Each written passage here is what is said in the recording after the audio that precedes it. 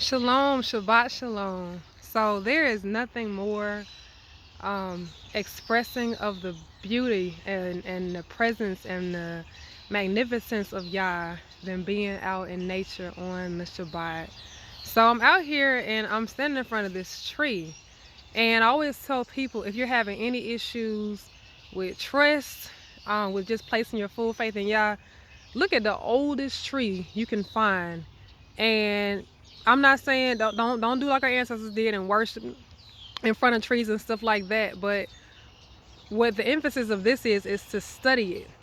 And the reason why I'm saying this is because when we talk about nature and we say something is unnatural, that means it's unlike nature, unlike the original design that y'all intended for a thing to be, right? And so it's unnatural to worry. The word says, be anxious for nothing, but in everything through prayer and supplication with thanksgiving, let your requests be made known unto Yah. And the peace that surpasses all understanding will keep your heart and mind in Mashiach Yahusha. And so when I look at this tree, it's wide, it's very tall, and I'm pretty sure that it's been here for at least 100 years, okay? And so trees don't move, okay? So a tree can't say, I'm hungry, I'm gonna go get up and go get a snack. I'm thirsty, I'm gonna go over here and get a little bit of water. I'll be right back. Trees literally have to rely on Yah for all of their sustenance. Deeply rooted beneath this tree is what's called a vascular system, and that vascular system runs all throughout this tree, okay? From the roots all the way to the very top of the tree. The tree goes through and experiences seasons of summer, winter, spring, and fall.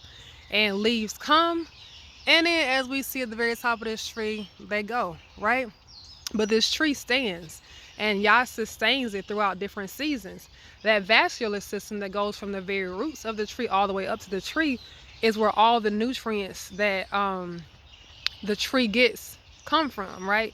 So Yah sustains the vascular system of this tree and all these trees around it, right? They don't have to move. They don't have to go anywhere to get their sustenance. Yah takes care of them. So let's think about it like this.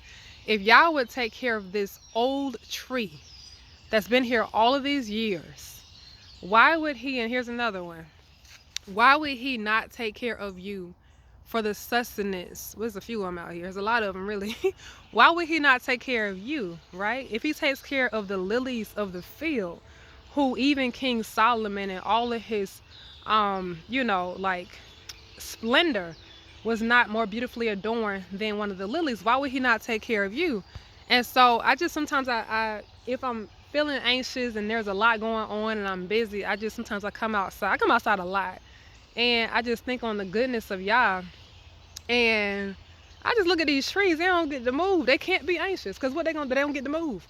They can't go anywhere. They literally have to sit there and rely on Yah to water them and to nourish them and to give them rain and to give them sunlight and to nourish them from the ground up. And they have to trust that when a leaf and a branch gets to be weak, that at some point in time, because it's taken from the branches that need the nutrients, that it's gonna start to wither and fall off. They have to literally trust Yah. And so we have to be more like that. We have to be able to stand firm and trust Yah. Stand firm, right? And trust Yah. That he's gonna sustain us, that he's gonna take care of us, that everything that we need has already been met and provided for by him. This morning I started off and after I finished praying, I said and I declare, I said, Abba Yahuwah, you are my shepherd, I shall not want.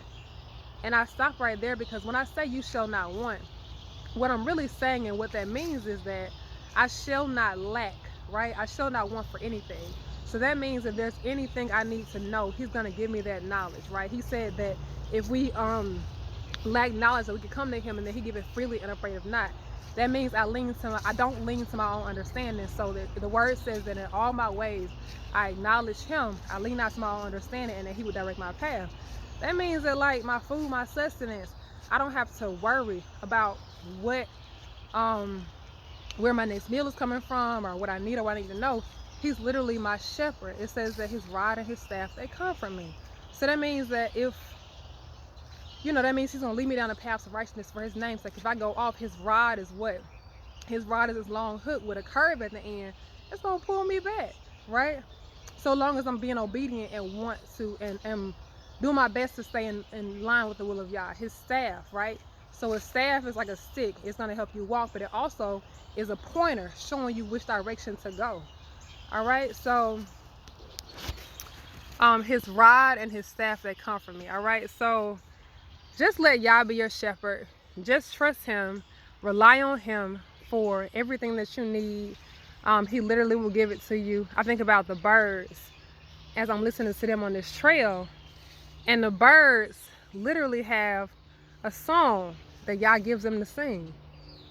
And he's been doing that for me recently. He'll place a song in my ruach, and it'll be about the same thing I prayed about. A song that I hadn't heard in a long time, and he'll just bless me to be able to sing and know that song. And sometimes he'll give me a song I never heard, and it'll be in my dream or when I'm worshiping, and I'll just be singing. So just trust Yah. He is so good. He's sovereign. He's merciful. He's amazing. He's at all places at all times. He's in the wind.